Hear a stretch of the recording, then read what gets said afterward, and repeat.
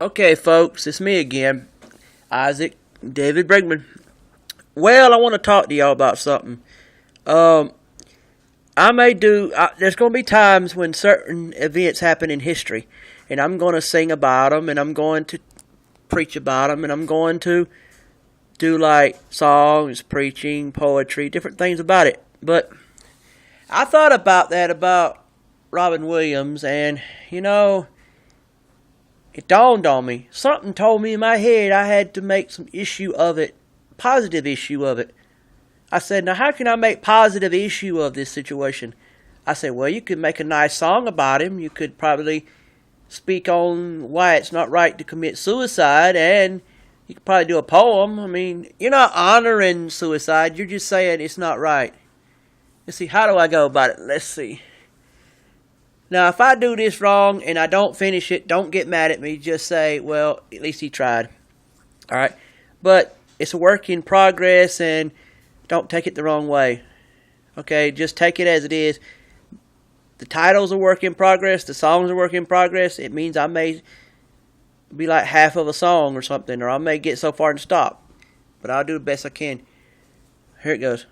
There was a man named Robin Williams. He came to Earth from a rocket ship. He moved in with a lady, and we saw the whole affair. It made us laugh and it made us cry. And then one day, out of surprise, I had the TV on and I heard the news of his suicidal death. Now I wondered, how could a man like that ever do such a thing like that? Even I know all about suicidal deaths, 'cause I had a brother who killed himself just the same way. He killed himself with suicide. What the method was, I'll never know, 'cause I wasn't there when it happened. But I know all about what it was to lose a loved one. Oh Robin Williams, why'd you do it? We loved you so. Seems just yesterday we were watching a movie of yours and laughing our heads off while you were doing what you were doing. One minute you're a old lady, the next minute you're a gay man, the next minute you're in Vietnam. I don't know what you'll be doing next, but I know whatever it was you were doing, it made us laugh and it made us cry. Now you're dead by your own hands. I thought the rules were God's rules. I thought that God was the one that should be allowed to take us all in, or take us out of this old world. But I guess you thought that it was time for you to go. Well, you should have talked to God. Well, you should have let him know it wasn't right for you to go the way you did. If you'd have been alive today, my goal would have been to meet you before old age took you out of here. But you took yourself out early by your own hands.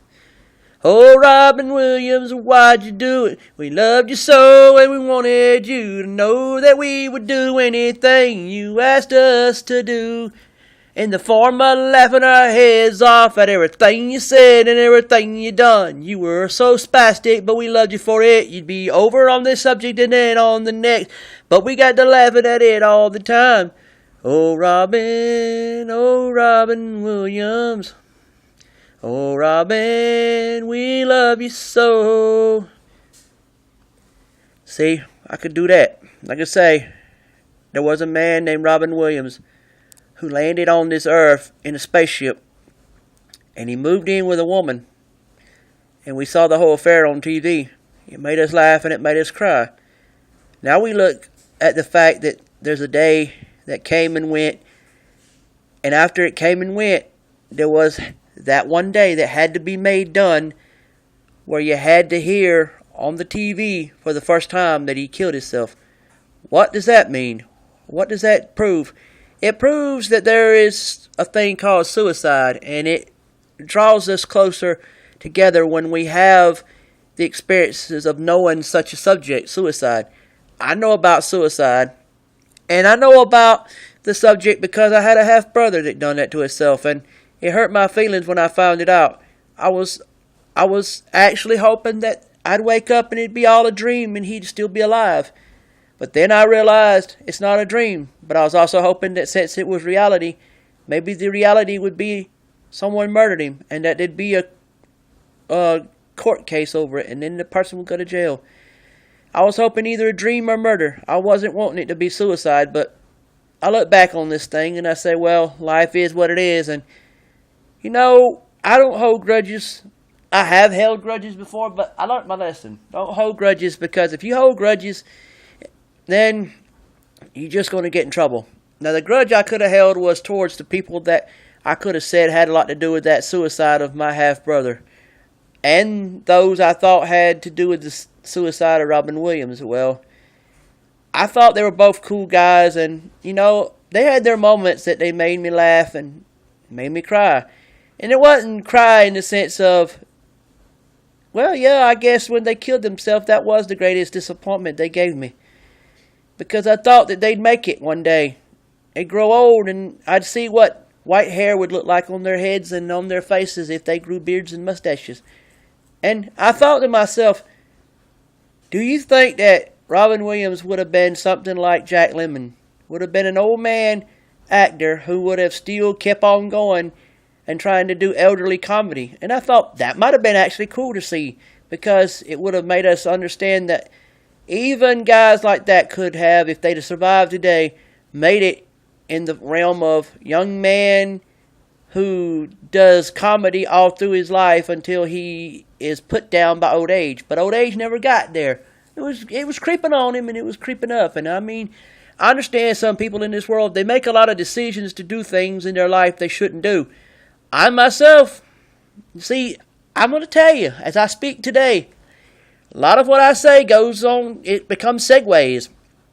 Like, there's a lot of segues in what I say right now as I speak to you people today. I want to tell you something. I've made a lot of mistakes in my life. Been with women I shouldn't have been with. Been around people I thought were my friends. And I don't regret it, because at the time when it was over with, when it was freshly over with, yeah, I probably regretted it. Like, I should have never done this. I should have never done this. But you look back on that and you say, well, I really don't think that I regret it in the sense of regret. I think it was just, I felt bad about what I did and wished I'd never done it. But I don't regret it now, because I feel like it was a good experience. It taught me what not to do, and it taught me who not to be. The me that I was back then, don't be that guy no more, because if you are, you'll end up in more trouble than you can ever get out of.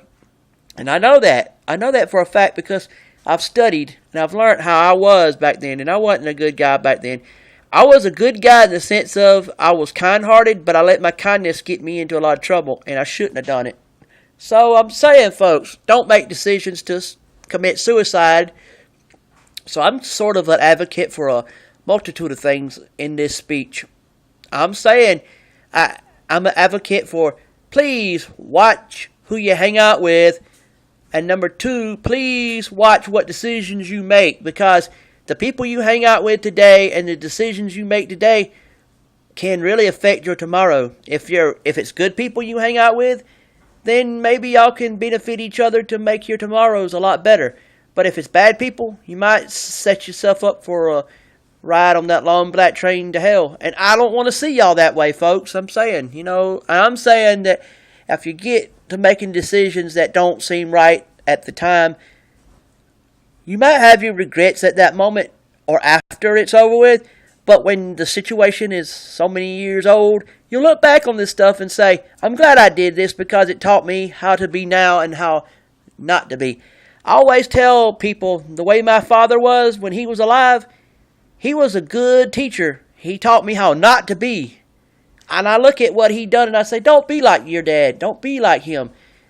You want to be like somebody, be like your Father God. And you know that that's how it is. I guess it's just, you just got to learn. Let God influence you. Don't let somebody that, yeah, you had a dad and he didn't work out so well. So what do you do about that? Well, you try to figure out what to do for the rest of your life. The rest of your life is learn. The good guys teach you how to be good, and the bad guys teach you how not to be.